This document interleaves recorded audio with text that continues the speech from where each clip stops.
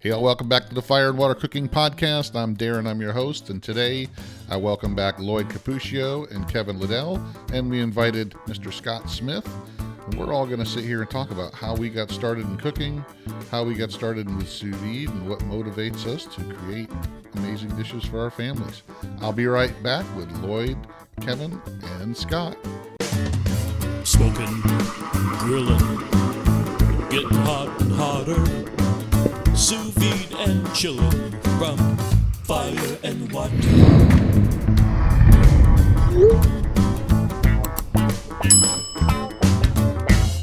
Hey, all, I want to introduce you to a company I just started working with, Fresh Jack's Organic Spices out of Jacksonville, Florida. They're a small, family-run company that's fast-growing. I've tried a bunch of their different seasoning blends and spices, and I can tell you they're all fresh, all organic. None of them contain artificial flavors or sweeteners. None of them have anti-caking agents or preservatives. They all taste like they were just made for you yesterday. Check them out, guys. They're on Amazon in the link below. They have different sample packs, different blends. Like I said, they also have the individual seasonings and spices as well. Fresh Jack's Organic Spices. Check them out, guys. I love them. Welcome back to the Fire and Water Cooking Podcast. I am Darren. I am your host. And today it's going to be a great show. I've got my friends Kevin Liddell and Lloyd Cupiccia, and we've invited somebody new, Mr. Scott Smith. He is going to be with us. I'm going to introduce him just a second, but we're going to just do some general talking. I didn't really have any kind of outline plan. I just wanted to kind of just talk about, how we all got into cooking, what drives us into the crazy things that we do. We're all a bunch of food geeks, and we all like to follow the same Facebook groups and experiment and do all kinds of stuff. So I thought it would be fun just to kind of pick all of our brains at once instead of our noses. We'll just pick our brains. So Scott Smith, welcome to the podcast. Why don't you introduce yourself? Tell us who you are, where you're from. Yes, sir. Humbled to be here with all this knowledge. I'm a newbie. I live in Montgomery, Alabama. My primary means of making a living is electronic security. Been playing around with cooking for probably only about 3 years now. I'm really new and green. I think I ran into you. I was doing research for a pellet grill, and you had just bought the Camp Chef, and that kind of started the whole ball rolling right there. Yeah, and I thought, didn't you also have a Kamado Joe, or were you in the Kamado Joe group as well, or was it strictly pellet grills? I was considering getting one. I never did get one. Gotcha. So you really haven't been cooking for long, but 3 years is still, you seem to have taken that initial playing around with a pellet grill a little bit further, because now you're doing sous vide and you're mixing it with barbecue and you're doing a lot of other things. So what have you found in this last 3 years that drives you or motivates you to try new things? Well, my previous hobby was drag racing for almost 30 years, and there's a lot of data acquisition involved there, a lot of highly technical scientific stuff.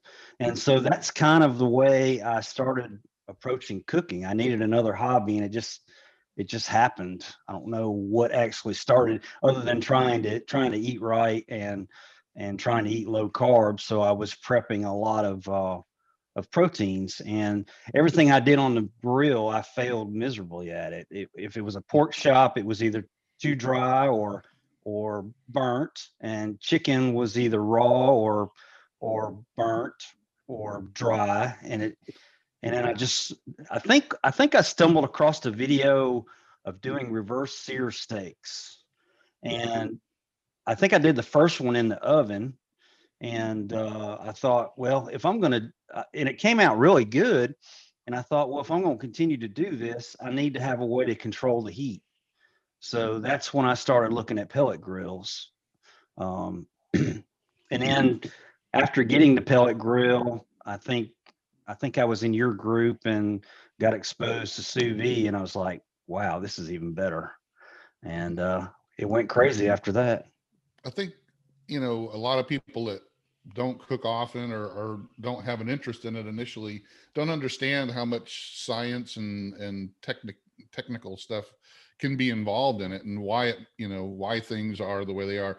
That's what always drove me. I've been cooking since I was, in my teens. I started out working in restaurants and stuff, but it always intrigued me that, you go into a restaurant and you order a plate of food and they put it down in front of you. You really, unless you've been in the back room or if you cooked, you don't know what it takes to put that food on that plate.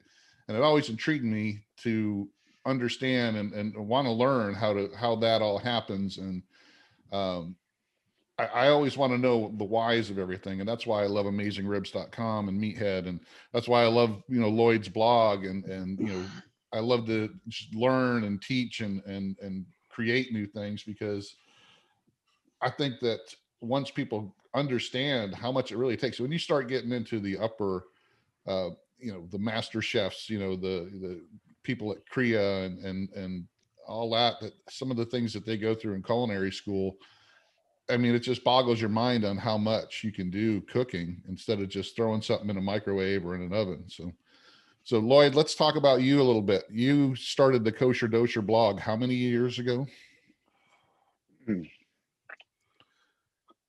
10, 12, 13 years ago, maybe. It started out as a food diary. Started getting older, started forgetting a lot of stuff. So, I'm going to keep a food diary. And people were asking me questions and I started writing it down, but it was mostly for me. Then it evolved into something different. I've been cooking since I was a kid in New York. Um, Ethnic culture, New York City melting pot. Went in the Navy in '83. Soon realized all the food outside of New York City sucked. Seriously. I was stationed in Virginia Beach, Virginia, and all the homes I went to for dinner, which wasn't often, salt and pepper, not great food.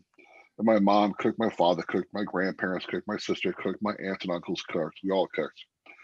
And growing up I'm Jewish. Father's father's Sicilian. A lot of ethnic food from Polish, Russian, Spanish. A lot of curries, Indian food. But I was stationed in Virginia Beach, Virginia. Went out to a couple of restaurants and this food sucks.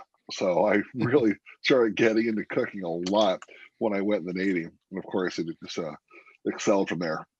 I got into sous vide. I first saw sous vide on Iron Chef. It was Mario Batali in 2006, fighting this French guy. He pulls out this contraption, which was sous vide. I'm like, what the hell is that? I thought I knew a lot about food and cooking methods, and I researched it, started dabbling with that in probably 2007 with like a crock pot and a cooler, probably some of the things you guys did. And then Baldwin came out with his book in 2008. And it was like, oh my God, this was like, it changed everything I thought about cooking and food and understood.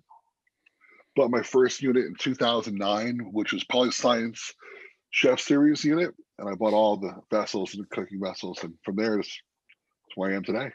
Well, thanks for jumping ahead, because that was one of my next questions. But I really I'm a didn't mind ask reader. about Suvi. She's. I'm a mind What are reader. you doing, Kevin? Kevin, what are you doing? You taking a picture? You're muted. You're muted. I'm looking on my phone. Sorry. Okay. Kevin, you're up next. So what got you started in cooking? I know that He's fact checking me. You are actually the only one here, I think, that's got that went to the Culinary Institute of America. So you're actually an actual chef, correct? Yeah, kind of. I mean, I was for quite a long time, but I'm not working as a chef right now. But hopefully that is going to change. I had a couple things lined up in a row. I tried to get my ducks in a row. I took the class at Korea for the sous vide, the 3-day sous vide course, and then I took the HACCP program course and got certification in that, and wanted to go into teaching this cooking process to restaurants and caterers and that sort of thing. There was another business that I was getting involved in that's a commercial, sort of a medium-sized units, commercial sous vide tank slash processor. Sous vide, basically an all-in-one cooking unit for pretty large volume, between 30 gallons and 100-gallon tanks. And and both of those got shut down real quick by COVID in March. I was last down at Cuisine Solutions in Korea, I think in early March, and 2 weeks later, COVID hit, and so everything went to shit. Excuse my French. So, what got you interested in cooking? Because I think your father was a surgeon, correct, or a doctor? My father was a surgeon, and I definitely. Well, it was funny because I definitely didn't want to do that because I saw he worked such long hours, and then I was dumb enough to get into cooking, and I started blowing him away. you know, but so I was at college up in Boston, and we had one of my roommates had left, so we needed to sublet the apartment, and a friend of mine who had gone to the Culinary Institute of America was the one who subletted. And he got me interested. I was always interested in food. I like to cook, but I just didn't really have any training or anything. I was pretty good at tuna salad sandwiches. But he said, well, hey, why don't you, I'll talk. So the guy who was the executive chef, the corporate chef for the restaurant where he worked, there were, I think, four restaurants. But the one he worked at had this guy who had been in the Culinary Olympics and was on the board of the CIA and all that. And so I told him I was interested, and he'd come back from work and tell me about work. I'm like, that's really, that sounds like fun. He said, well, let me talk to, I forget the guy's name right off the top of my head, but let me talk to him and see what he says. And so he said, yeah, he'd like to meet you and see what you have to offer. And I went in and I talked to him. I said, yeah, I'm kind of interested in going to the Culinary Institute of America, and I understand that you're on the board and stuff. He said, well, come in and work for me for free for a few weeks, and I'll, see how you do it, and I'll write you a recommendation. So I went in, I worked for free, and it was, this kitchen, it was a big kitchen, really heavy volume Italian restaurant, and a real long line, but the hoods weren't big enough to suck all the heat out. So I'd be standing on the grill. I did, basic menial stuff, but I'd be working with my friend and stuff at the grill station, and I'd have a pocket thermometer on, and it would read 130 degrees. And we were able to tell, we all had pitchers, full, like half-gallon pitchers of water, and everyone would put like I had like 4 slices of lemon in mine to tell that was mine, but we would drink those. We would drink water like it was going out of style just to stay on her feet. And I fell in love with it. So I ended up going to this, back then you had to have a few years experience before you could even apply to the CIA. I don't think you have to have any experience now to go there. But we had to have, I think, 2 years to get in behind you, just because I think they wanted to, make sure you were actually into it, that you realized what you're getting into.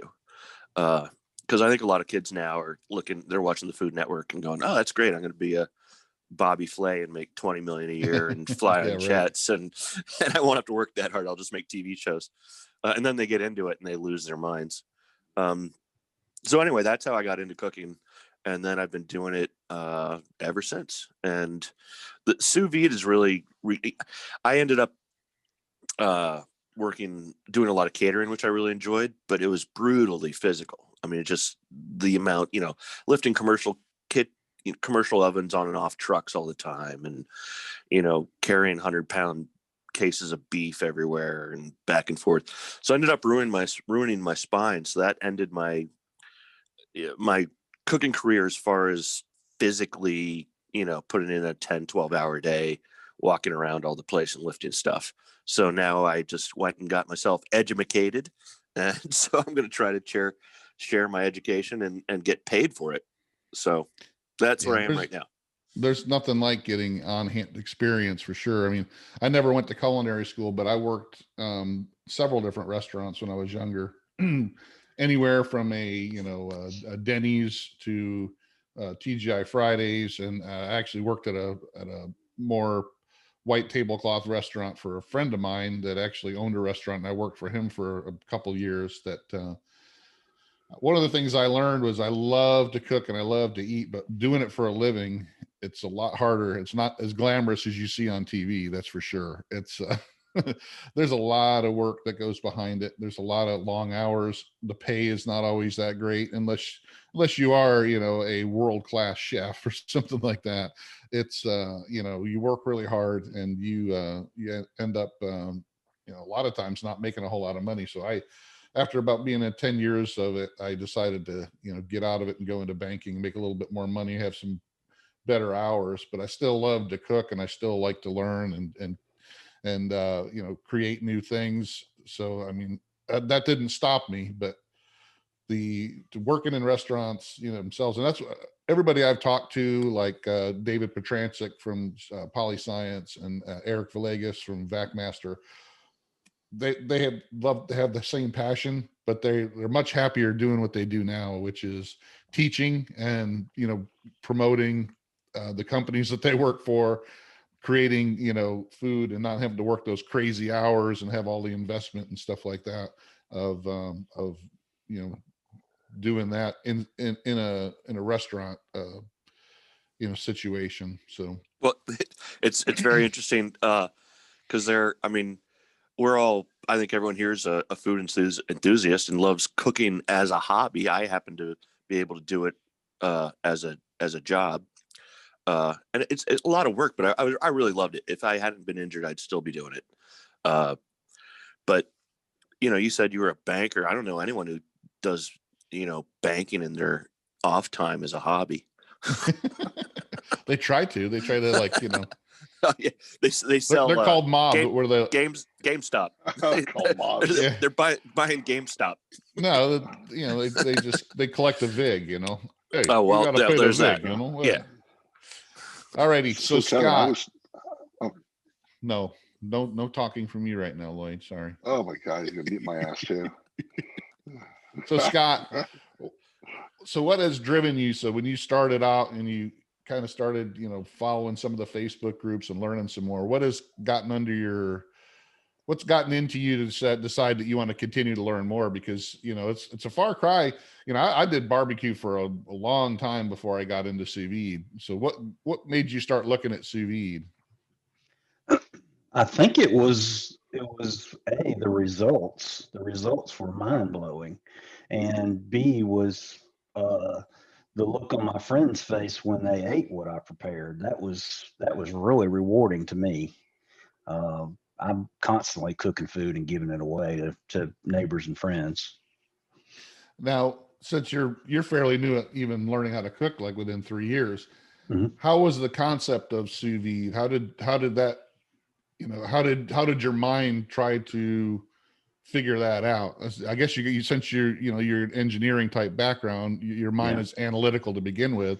Correct. That's one of the things most people, even people that have cooked for a long time, it's hard to get their minds around what sous vide is and what it can do. A lot of times.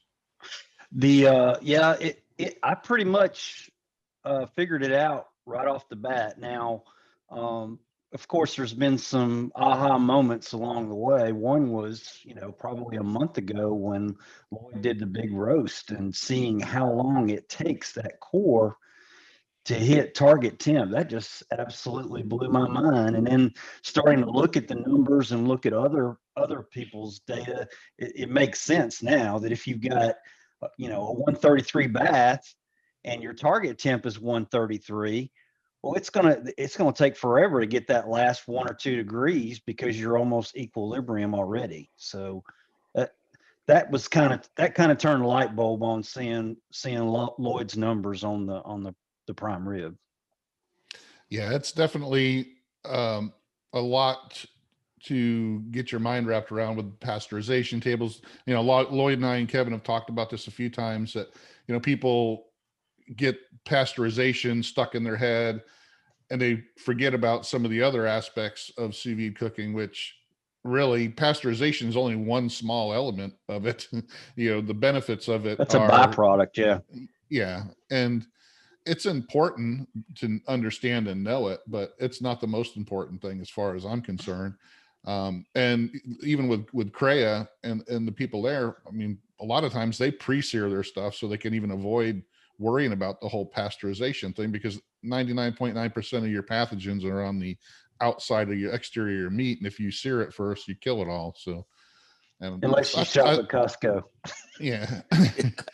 Yeah, unless you buy the needled meat, but that's another story. But I think, people tend to latch on and not really fully understand that, there are certain elements that are part of it. And especially the people that try to quote Baldwin, they focus on pasteurization, which really shouldn't be your focus on sous vide. So Lloyd, Yeah, you want to? You'll read somebody prepared an 1.5 inch New York strip, and it was 131 for an hour, and I'm thinking to myself, wow, the core never even got to 131. Right. Yeah, and it probably could be still pasteurized, but doesn't mean it's cooked all the way through. So Lloyd, let's have you talk a little bit about that. Well, I was going to mention back to what Kevin was saying. I was told by a chef, don't become a chef. When I got out of the Navy in '88, after 5 years, I thought about going to culinary school. I knew a chef, and he goes, no, don't do that. Just stay with air traffic control. Anyway, in fact, talking about pasteurization, there's a guy, and I asked a question in your group, Darren, and you might have seen the post. He did like a cordon bleu chicken breast that was butterflied and rolled. I think it was 140 for 75 minutes. Looking at the photograph, it was probably over 2 inches thick. Not only did it not reach core, but the surface of the breast that's on the inside probably was never pasteurized. So I asked the question, of course, how thick was it? Didn't answer my question. I may go back and actually add some other stuff. But yeah, pasteurization is not as important. But when you roll something, like the guy did in your blog, in your group, Darren, that can become an issue. But yeah, pasteurization is overrated. That's all I got to say. That's all I got to say about that. But well, 9 times out of 10, though, when you are sous vide, when you're actually processing the food via sous vide, it will become pasteurized. It's just after so many hours. I mean, sometimes it'll hit like a 10 or 12 or 15 log reduction. And don't forget, chicken only requires a 7 log reduction according to the FDA. So 9 times out of 10, you're probably pasteurized and you don't even know it. Well, and also you're going to sear it afterwards anyways. Searing it beforehand or afterwards or both times. Yeah. So it's not as important as most people make out or think. Ground meat and chicken. Their biggest worry most of the time is the temperature.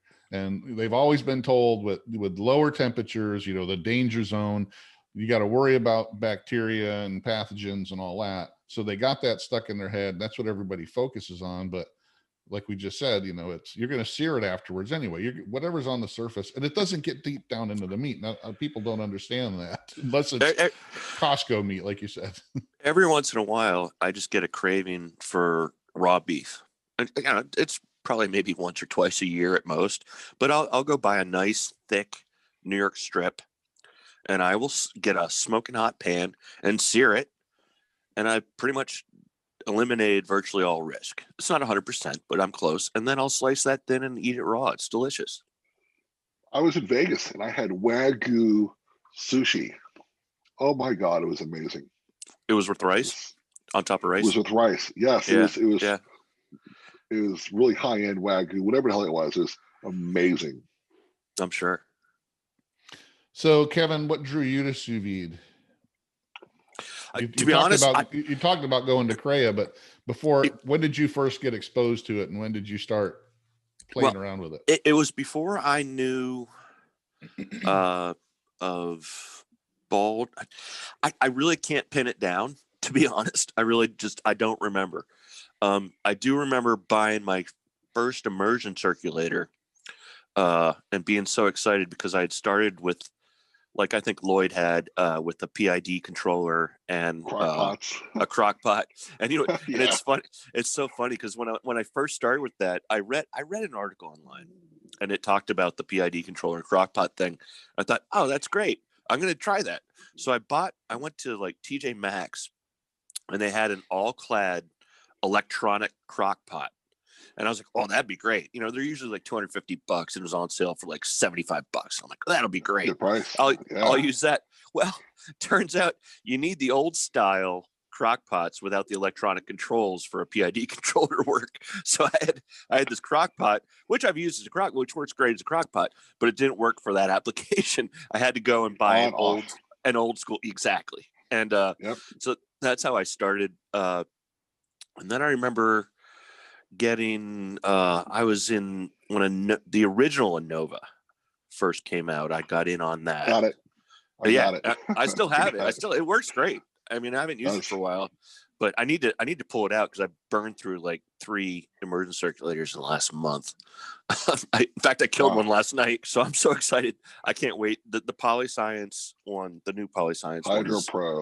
Yeah, the Hydro Pro Plus. I mean, I I'm broke right now, so I can't afford one, but that thing. And when I saw that a year and a half ago, I was like, this is it's a game changer. And then when I took the courses after that, I'm like, oh my gosh, I can't wait for this thing to come out, because it'll satisfy my HACCP needs. If I'm teaching people how to do stuff, I can say, okay, here's the unit you need, and this will cover you for your HACCP requirements. Actually, David was on my podcast. We recorded it yesterday. It'll be the podcast episode before this one, so everybody will have to be able to go back and listen to the David Petrancic PolyScience episode that will have aired before this one, and understand what the Hydro Pro and the Hydro Pro Plus are. And we talked about some other stuff. We talked about some other stuff that PolyScience has out there, like the Control Freak and the that thing's amazing. The anti-griddle that you've seen. I want one of those. If you've ever watched Chopped on the Food Network, you've seen that. Oh thing, yes, so. That's amazing stuff. They got some really cool stuff. So Scott, let's get back to you. Since you've only been cooking for 3 years, what is your favorite kitchen tool that you can say sous vide, if you want to, but if it's anything else, if it's knives or a certain pot or pan or anything, what's your favorite device that you have right now that you cook with, outside or inside? It could be either one. That's a tough one. Probably my Innova Precision with the insulated container is probably my favorite toy. I've got plenty of toys. Yeah, the Innova Pro. Yeah, you got 2 of them now, don't you? I have 2, and I had the older Wi-Fi model and the poly tank, and I gave them to my sister and got her into it. I used to have a Food Saver. I gave that to a friend and bought the VacMaster Channel Vac. And then I had a craving for a chamber vac, so I got the JVR that you turned me on to. I've also got the Innova Precision Oven, and that's my latest toy that I've been playing with. So Lloyd, what's your? I know that you're going to answer this one. I know what you're going to say. Go ahead, Lloyd. Be careful. My favorite toy is the BP 321 chamber vac. Love that thing. It's a huge chamber vac. It's amazing. I mean, it weighs 200 plus pounds. I think 215, 220. Anyway, I love that thing. In fact, I'm making some chicken spam more this week, and I'm after I calculate the fat percentage, I'm gonna have all those chicken thighs left over, and I'm making an Indian dish. No recipe, that's out of my freaking head, or a Thai dish, whatever. And I'm gonna probably have 10 or 12 bags, and I'm all gonna vacuum seal, process them in my big vessel, and I'm gonna have 10 or 12 meals lined up. So, and right now I got a chuck roast going in my 49 liter PolyScience vessel with my chef series. I love the stuff. I mean, but yes, my chamber vac is probably my favorite toy. How did you ever live without that? I don't know, because you just got that like 3 months ago. So, now it's. I know. So. Go ahead, Kevin. Well, sorry. I was pumping it with Lloyd. I feel like I kick myself every day for not being able to do it. But when I was at the initial sous vide summit, Eric Villegas was there, and he offered me the 321 for $1,000 because he didn't want to have to do it. I should tell. The problem was, Lloyd, I had no way to get it into my vehicle. Oh, it's huge. It's huge. Yeah, I could not lift it. I mean, I have a terrible spine, and I couldn't lift it. So I had no way. I had no way to actually physically get it to my house. I'm a very strong guy. I mean, I could bench a lot of you guys. Probably not Darren, but I could bench a lot of you guys. But I'm a pretty strong guy, and I got to tell you, I had to use lifting straps to get up because it's the footprint is like 24 by 23 inches. It's just huge. So even if I can lift it up, but it's out in front of you, there's no way you couldn't do it. Yeah, you need 2 guys with lifting straps. It's big. Yeah, but it's an amazing unit, by the way. Anyway, so Darren, what was your question? I can't remember. What's your favorite cooking tool? Well, currently, your current favorite cooking tool, and it can be anything. It could be, your knife set. It could be whatever. Well, I think. Well, people often ask chefs, like, what are the most important tools that you have? And knife. That's usually the number one answer, and it's very important. But you can get by without one. But I'll tell you, a good pair of tongs is a lifesaver. It will pull you out of so. I mean, seriously, I can deal with a dull knife. I can get through it. But if I don't have tongs, good pair of tongs, it's just not going to look good. It's going to be ugly. So what's your favorite tongs? What's your favorite tongs, Kevin? Well, right now the OXO. I thought he said tongues. I thought he liked tongues. Gosh, this is going in the toilet real quick. Looking up OXO. I like OXO stuff. Yeah, their tongs are actually pretty solid for the money. I've had a couple pairs that are probably better than the OXO, but I've lost them along the way. So I stick with the OXO good grip tongs. Pans, good pans. I like carbon steel pans. Carbon steel pans are a real. I think they're something that they're totally underutilized in this country. They're all over in Europe, but get a good carbon steel pan. They beat the hell out of cast iron. Everyone thinks cast iron's the end all cooking pan, but it's not. Get yourself like I don't recommend the Lodge ones, but the Mauvier and the Bradford. I don't know. There are a couple French brands that make really good carbon steel pans, and then just season them properly. You season them like you do cast iron, but they're not as porous. They're a smooth surface, so they're easier to. And they make if you season them properly, it's as non-stick as Teflon. I mean, it's incredible. So you're not a fan of stainless steel pans like the All-Clads and all that? Oh, I probably have 20 pieces of All-Clad. I'm a huge fan of All-Clad. I mean, I use All-Clad all the time. I have, Mauvier and All-Clad are probably the biggest producers that the ones that I have the most of. Copper has its place.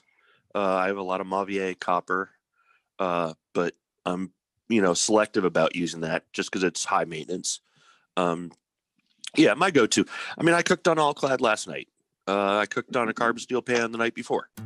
Hey, I want to take a second and talk about Inkbird's brand new instant read thermometer, the IHT1S. This thing has a lot of great high-end features at a very affordable price.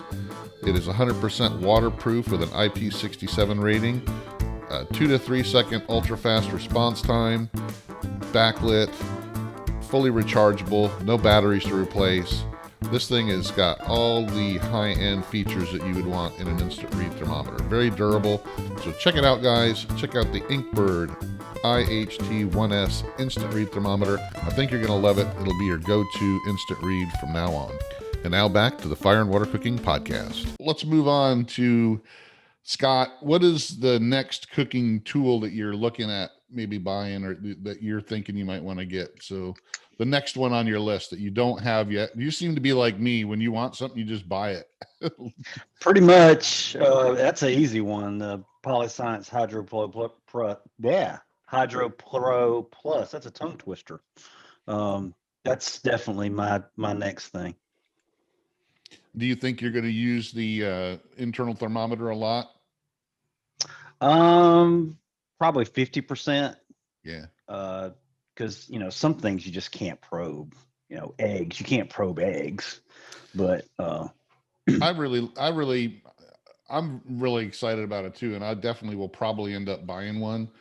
And more for my own personal knowledge, it's got a lot of built-in stuff. And if you go back to that episode with David, you'll understand that it's built for commercial kitchens for the HACCP plans that they need to keep up to date, daily. And then they really need to keep all the temperatures together. But people like me and you don't need that, but it's always cool to understand just exactly how long it takes your particular meat to get to the internal temperature that you're cooking. Because one of the things I talked about with David is, it's okay if I'm cooking, a steak for 2 hours, it's already tender. But when I want to cook something which I normally do a lot of, barbecue meats or, pork butt or brisket or beef ribs, I want to know when it gets up to that internal temperature that I'm cooking it at, so that I know that anything over that is going towards tenderization.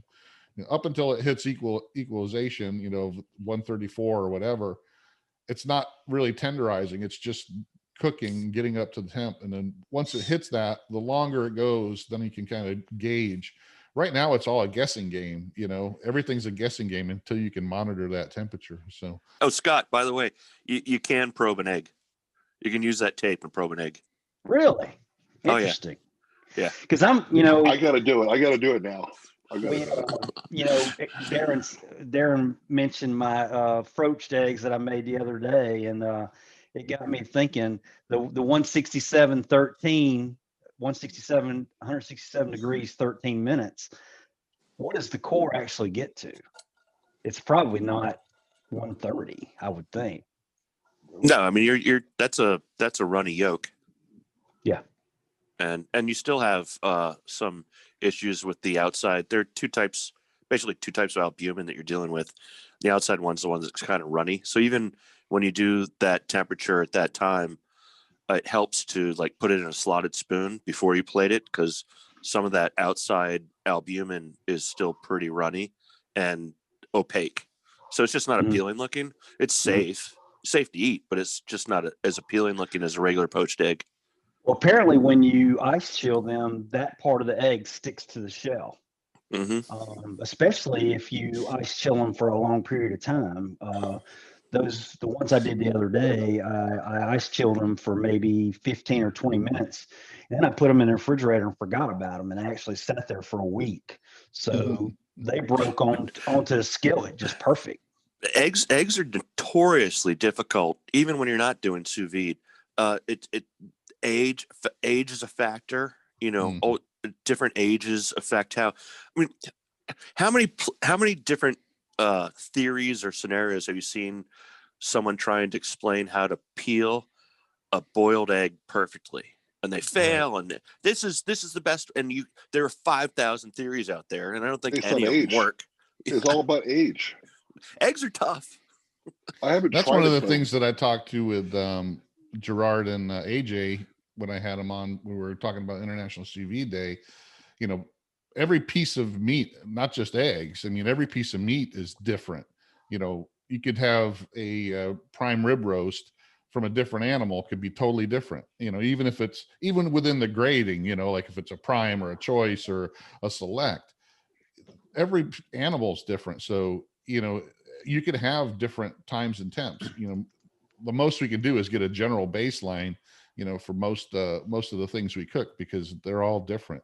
All right. So Lloyd, let's talk about what's your next kitchen tool, since you got this massive vacuum chamber sealer. What's the next thing that you're looking at? So I have a lot of stuff. I got a commercial sized grinder, deli slicer. I got a commercial dehydrator. I got the VP321. I'd like to have the Hydro Pro Plus. I'd also want a pellet grill. I have not bought a pellet grill yet. I'm looking at either the Yoder I want, or possibly the Mac 2-star. I don't want the 2-star General.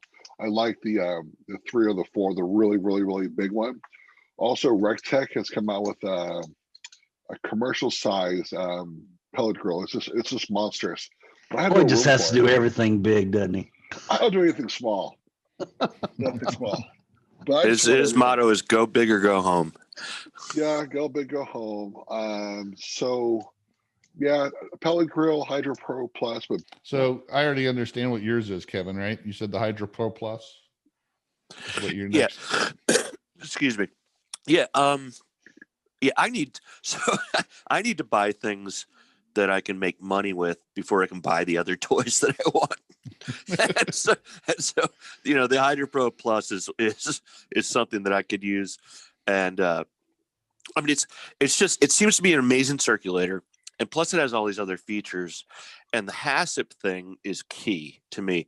I've looked at other commercial circulators, and then I'd have to buy another. There's another company, not going to mention it, that makes something that does something similar to what the Hydro Pro Plus does, as well as far as HACCP stuff goes, but it's $700 on top of a circulator.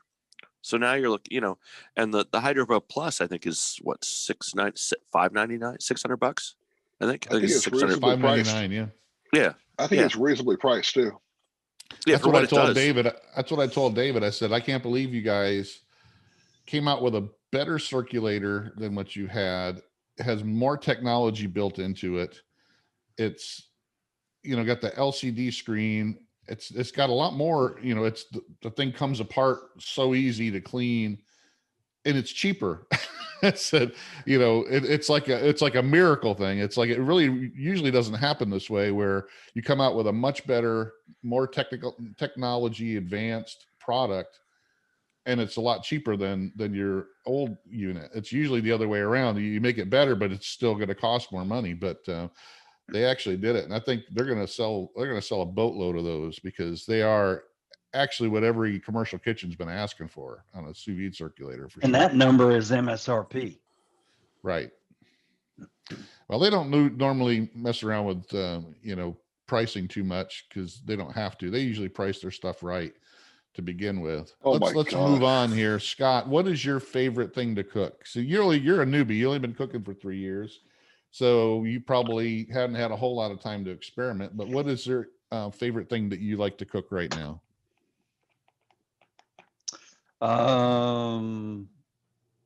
Probably New York stripper. Well, probably sirloin. That's probably my favorite thing to cook. Now, it can be different than your favorite thing to eat. Favorite thing to cook, though, would be like with me, I like to do, pork butts and briskets, but I also like to do beef ribs, and I also like to do, Asian food and stuff like that. So maybe not be my favorite thing to eat, but just as far as cooking goes. Yeah, it's still probably the strip is my favorite to cook. I'm simple. Lloyd? If I could eat it, it's my favorite thing to do.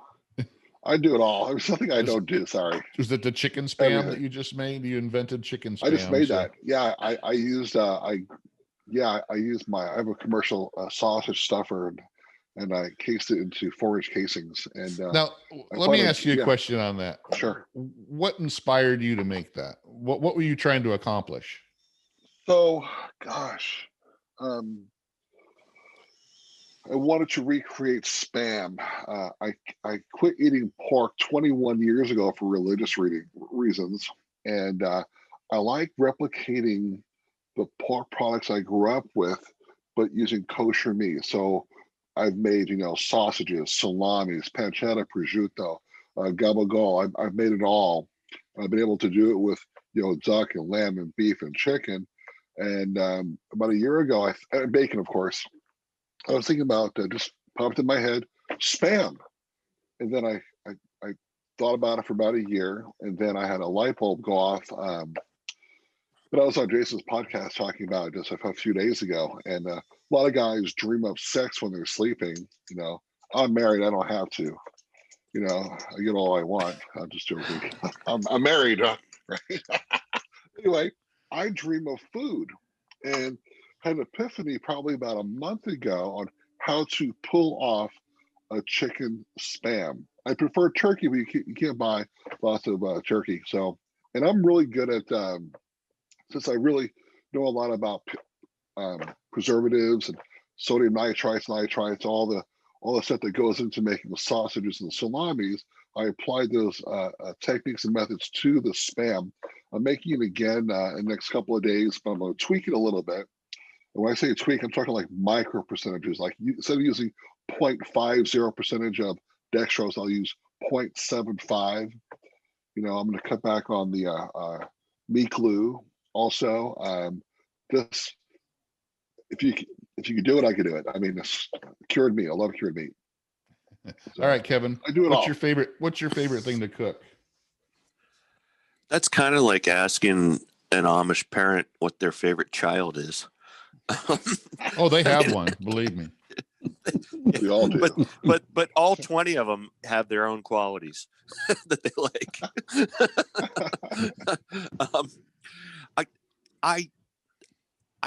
I'm trying to get back into legumes more, beans and I think the thing that I've had the most compliments on, though, as far as like people saying this is the best I've ever had in my life by far, is pork tenderloin. So if I want to like actually wow somebody, I will do do pork tenderloin, and my temperature is, I usually do 138.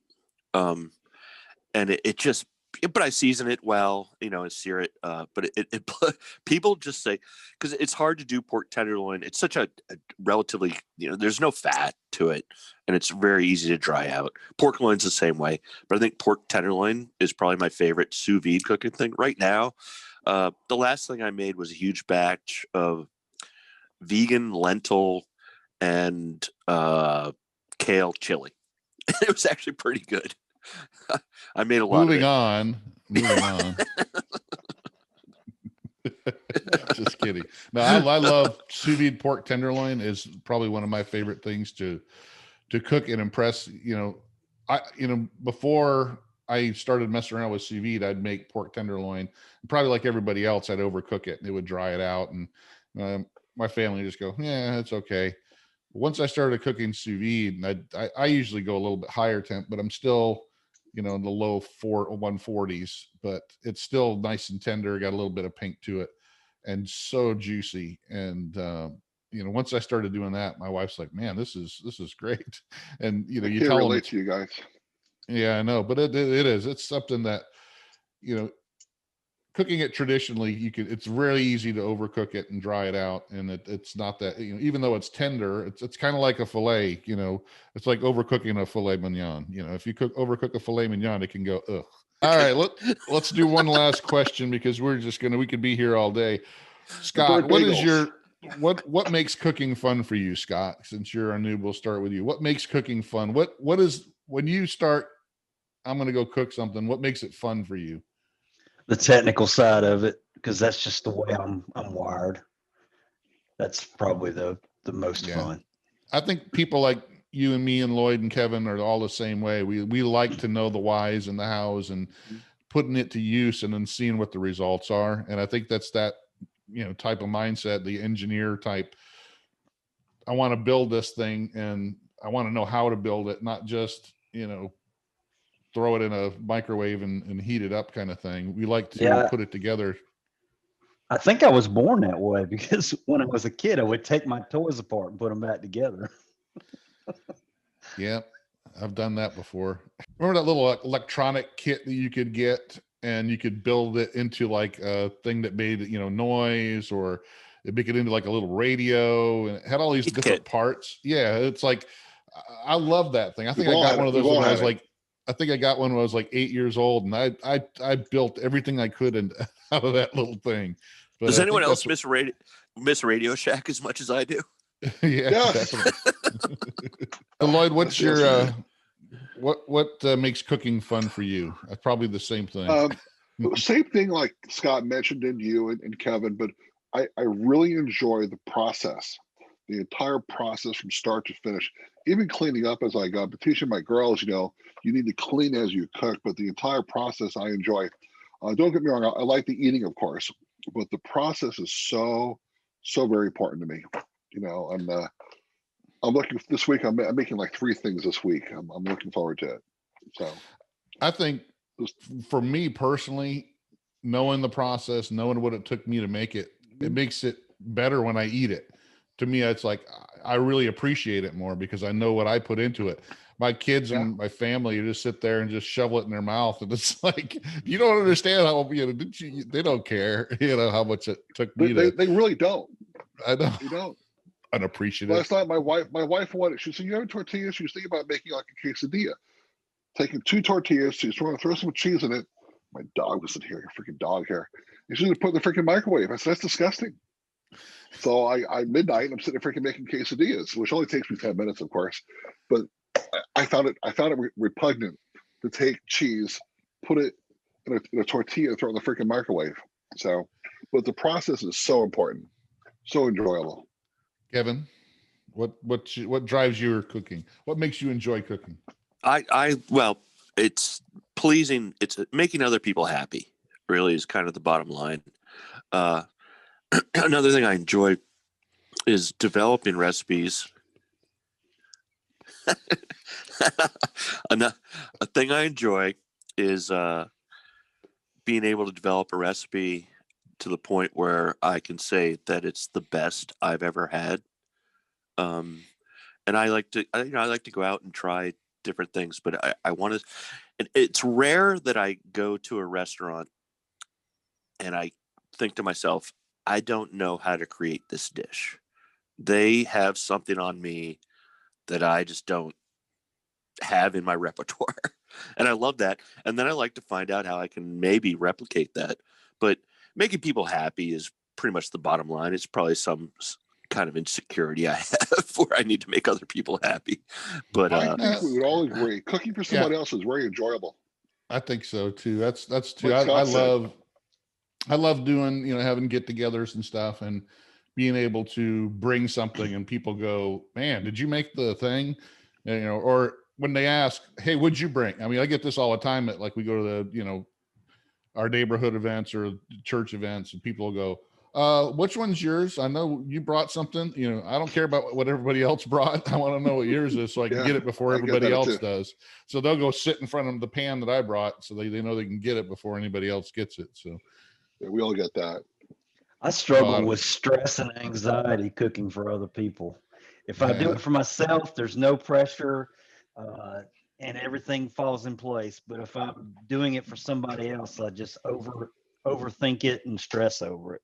Give it a couple of years, Scott. That goes away. Yeah, I think since you're so new to it, that's part of the insecurity. But once you get more confident in what you cook and you like and you eat, and then you have some people come up to you and go, "Hey man, that was totally good." You get a few of those and then you know that you're doing stuff right. And it just feels good when people come up to you and go, "Hey, what did you bring to the party? I want to go make sure I go get some of that before it's all gone," because they know it's going to go quick. But I think I'm my own worst critic too. I think we all are. Yeah. And there's plenty of times I cook something that I thought it wasn't so great, but people still go, "Man, that's some of the best of that I've ever had in my life." And but I think that's part of this whole the process, like Lloyd said, is that we are always experimenting, trying new things, trying to perfect something and to our personal preferences. But our personal preferences may be totally different than somebody else. To them, it might be the best thing they ever ate. And to us, it's like, it's okay. But still, I prepped a prime rib for a Christmas dinner, and I was trimming it, and I took a bite, and I'm like, "Oh my God, I overshot the salt." But everybody loved it. It wasn't salty to them; it was just salty to me. But being your own worst critic isn't necessarily a bad thing. People categorize it as a bad thing, but I don't think it really is. It kind of makes you rethink the process you went through and how you can improve it, and it makes you a better cook in the long run. You're refining what you're doing, and I find the biggest struggle for people when they learn how to cook is timing all the different dishes. Absolutely. And after a while, that becomes very easy. You know how long something takes to cook? In your head, you got it all laid out. It becomes very easy to do. Now, I'm a lot mellower than I used to be, but when I was working as a chef, full time, working crazy hours, if I had to go to the grocery store and stand in line and watch someone like pull out their checkbook and screw everything. Oh, I would lose my mind. I mean, my blood pressure was probably off the roof. Now I'm not like that anymore, but everything has to be fast when you cook professionally. Darren knows. Darren did turn and burn stuff. I know, he was under pressure quite a bit, and he realizes how that really you have to perform, and you have to perform quickly. Yeah, when you got 10 minutes to get a plate thrown together and stuck up in the window to be delivered, and it has to look like it does on the menu or the picture or what they have in their mind, there's a lot of things that can go wrong, and you got to move and you got to do it right. And I can totally understand that. One of the things getting to that, you ever watch that movie Chef? That's got yes. what's the guy's Jon Favreau? Yeah. But yeah, I mean, one of the things, I watched that again last night because it's such a good movie, because it shows one of the favorite parts of the movie is when he's got his son in the truck, and they're putting the truck together, the food truck, and they're cooking for the construction the construction workers, and the kid burns the one sandwich, and he goes, "I just serve it to them because they're not paying for it anyway." And the father took him outside and says, "Look, I love this. This is what I do. I make people happy with what I cook. And I don't do that. You don't do that. This is very, very important. This is the one thing in my life that I'm good at." And, it really cut to my heart, because, that's what people think, it's like, it doesn't matter. Just go ahead. And, that guy's not paying for it, or they're only paying $5 for it. It shouldn't matter. But that's not how chefs think. It's like, it's got to be perfect. It's got to be, they're paying good money for that product. They expect, when they buy something that I cook, to be perfect. So it's got to be perfect. And everybody else should understand that. And if you don't, then just get the hell out of my way and let me make it perfect. Well, that's I think prices. I can't believe, like, I have a few friends who own restaurants, and I can't believe their prices are what they are. I mean, they should be double that for the amount of, so, like, this morning I was watching a video on bacon onion jam some guy was making, and I was watching the video, and I was like, to make that for a restaurant would take one of your cooks at least an hour, if not an hour and a half, to create that one particular part of your whole menu. Now think about how many other items are on your menu, and how much labor you have, and how much food costs, and all. It's the restaurant stuff is it's such a tight margin, and I agree that movie is a good movie. I think the one that's most realistic, as far from my perspective, is Burnt with what's his Bradley Cooper. Talking about Bradley Cooper. Bradley Cooper. Yeah, Bradley Cooper. Yeah, he was Rocket from Guardians of the Galaxy also. Really? Yes. Oh, I thought you were saying Seriously? that was his name. No, it's Bradley Cooper. Rocket? Yeah, Bradley Cooper. I'll be down. I haven't seen Guardians of the Galaxy. I'll have to go watch that after this. They're good movies. But yeah, definitely that's a good one too, because actually they had sous vide in that one too. They did. Yep. Yeah. Cooking in a condom. All right, guys. Well, Scott, thanks for joining. Anything else you want to talk about while you're here that you want to get off your chest about the Facebook groups, or anything else you want to pick Lloyd's, Kevin's, or my minds on while we're talking here in this situation? One thing I was going to touch on that subject is the preparing of meals ahead of time. I love to do that. I'll cook a batch of pork chops or a batch of chicken thighs and ice chill them. And my refrigerator has a beverage drawer that you can set the temperature, and I keep that drawer at 33 degrees. So, I'll cook a week's worth of meals and just pile them in the refrigerator, to where when you get home from work, well, my wife's like, "Well, what's for supper?" And if I don't have anything in the refrigerator, I'm like, I have no idea. So cooking that stuff ahead of time and ice chilling it correctly, which a lot of people don't seem to get that concept, but getting it down to temperature as quick as possible, and getting it refrigerated in a good cool refrigerator and not 40 degrees. You can get 6 weeks out of it or longer. if as long as you chilled it properly. I've done 3 months. Yeah, and it just makes it so convenient, retherm it and sear it and put it on the table. Below 36.5, you get 90 days. And if you have Kevin's immune system, probably 6 months. That's because I poison myself every day. Lloyd, what do you, anything else you want to talk about before we just two things. To touch on what Scott said, it does pre-planning. My daughter loves chicken breast, and she cooks for herself, so I'll make 15 to 20 chicken breasts at a time. I'll process them. I'll trim them down properly, like Scott said. I also use, for your viewers that are watching this, an aquarium pump to circulate the water, right? The heat transfer is better.